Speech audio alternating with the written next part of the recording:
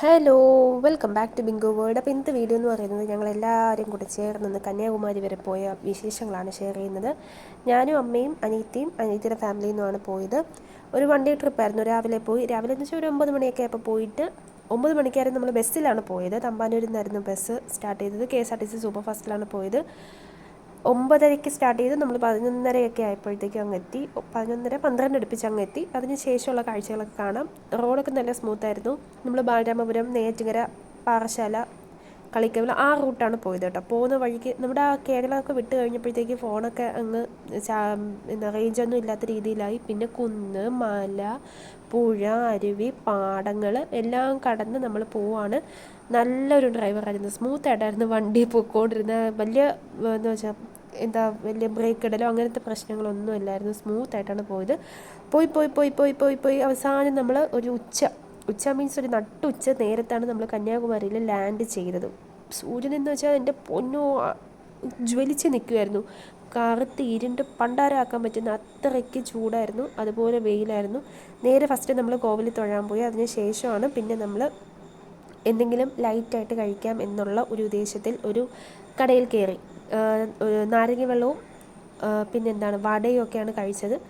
അതിനുശേഷം അത്യാവശ്യം നല്ല സോഡ നാരങ്ങകളാണ് നമ്മൾ പറഞ്ഞത് കേട്ടോ. നല്ല നാരങ്ങയായിരുന്നു. നല്ല നല്ല റിഫ്രഷ്. നമ്മൾ അത്രയും ക്ഷീണിച്ചിരുന്നുകൊണ്ടാണോ എന്നറിയില്ല, പക്ഷെ നല്ല റിഫ്രഷ്മെൻ്റ് ആയിരുന്നു. നല്ല നാരങ്ങകളായിരുന്നു.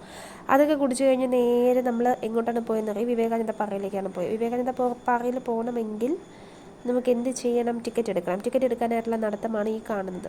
വലിയ തിരക്കില്ലായിരുന്നു, കാരണം അയ്യപ്പന്മാർ അങ്ങനെയുള്ളവരൊക്കെ ഉണ്ടായിരുന്നുള്ളൂ. പിന്നെ വൈകിട്ടായിരുന്നു ടൂറിസ്റ്റുകൾ കൂടുതലായിട്ട് വന്നിരുന്നത്. അങ്ങനെ ടിക്കറ്റ് എടുക്കുന്ന സ്ഥലം കണ്ട് അപ്പ് ആൻഡ് ഡൗൺ ടിക്കറ്റൊക്കെ എടുത്ത് നേരെ നമ്മൾ പോയി എവിടെയാണ് ബോട്ടിൽ കയറാൻ, ഷിപ്പിൽ കയറാനായിട്ട് നമ്മൾ പോയപ്പോഴത്തേക്ക് അവിടെ വെയിറ്റ് ചെയ്യേണ്ടി വന്നു നമുക്ക് കുറച്ച് നേരം. കാരണം നമ്മൾ പോയ ഷിപ്പല്ല, വേറെ ഒരു വന്നുകൊണ്ടിരുന്ന ഒരു ഷിപ്പിലാണ് നമ്മൾ കയറേണ്ടത്. അപ്പോൾ വന്നുകൊണ്ടിരുന്ന ഷിപ്പിനകത്തുള്ള ആളുകളെ മൊത്തം ഇറക്കിയിട്ട് അവരുടെ ഇരിക്കുന്ന സാധനങ്ങളൊക്കെ വാങ്ങിച്ച് വെച്ചിട്ടാണ് നമ്മളെ കയറ്റിയത്. അപ്പോൾ അതുവരെ വെയിറ്റ് ചെയ്യേണ്ടി വന്നു. നല്ല വെയിലുണ്ടായിരുന്നു. മാക്സിമം ഒരു ഷിപ്പിനുള്ള ആളുകളൊക്കെ ആകുമ്പോഴാണ് അവർ എടുക്കുന്നത്.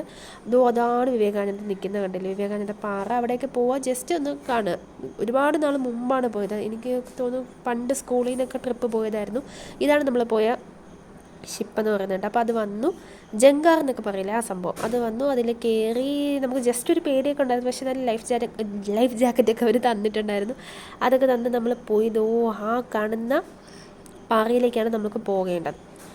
ഓക്കെ, അവിടെ ചെന്നപ്പോഴത്തേക്കും അറിയാമല്ലോ, കൂടെ ഉച്ചയായി, 1:30 മണിയൊക്കെ ആയി അവിടെ എത്തിയപ്പോഴത്തേക്കും. അപ്പോൾ ഇതിലും കടുത്ത വെയിലായിരുന്നു. അവിടെ നിന്ന് ഡയറക്റ്റായിട്ട് സൂര്യൻ അടിക്കുമല്ലായിരുന്നു. അപ്പോൾ അതിൻ്റേതായിട്ടുള്ള കുറച്ച് ബുദ്ധിമുട്ടൊക്കെ ഉണ്ടായിരുന്നു. പക്ഷേ ഇറ്റ്സ് കൂൾ, കാരണം നമ്മുടെ കടലിൽ നിന്നുള്ള തണുപ്പും ആ കാറ്റും എല്ലാം, പിന്നെ അതിൻ്റെ കൂട്ടത്തിലുള്ള വെയിലും ഒക്കെ ആകുമ്പോഴത്തേക്കും നമ്മൾ അങ്ങ് തളർത്തുന്ന തരം വെയിലില്ല, പക്ഷേ എന്നാലും നല്ല വെയിലുണ്ടായിരുന്നു. അവിടെ നിന്ന് കുറേ ഫോട്ടോ ഒക്കെ എടുത്തു കഴിഞ്ഞു. അവിടെ നല്ല സൈറ്റ് സീയിങ് ആയിട്ടുള്ള കാഴ്ചകളല്ലേ. പിന്നെ അവിടുത്തെ കുറേ അമ്പലങ്ങളൊക്കെ ഉണ്ടല്ലോ, അതിനകത്തുള്ള കുറച്ച് പ്രതിഷ്ഠകളും അങ്ങനെ കാര്യങ്ങളൊക്കെ ഉണ്ട്. അതൊക്കെ കണ്ടു കഴിഞ്ഞ് നമ്മൾ പുറത്തിറങ്ങി ജങ്കാർ കയറി തിരിച്ച് നമ്മൾ എവിടെയാണ് മെയിനായിട്ടുള്ള കന്യാകുമാരിയിൽ വന്നു. അവിടെ നിന്ന് ഫുഡ് അടിച്ചിട്ട് നമ്മൾ ഫിഷ് ബിരിയാണിയാണ് കഴിച്ചത്. നേരെ സൺസെറ്റ് കാണാൻ പോയി. കടലിൻ്റെ അവിടെ എത്തിയപ്പോഴാണ് ഇത്രയും ജനം ഇവിടെ ഉണ്ടെന്നുള്ളത് അറിഞ്ഞത്. നല്ല തെളിഞ്ഞ വെള്ളമായിരുന്നു.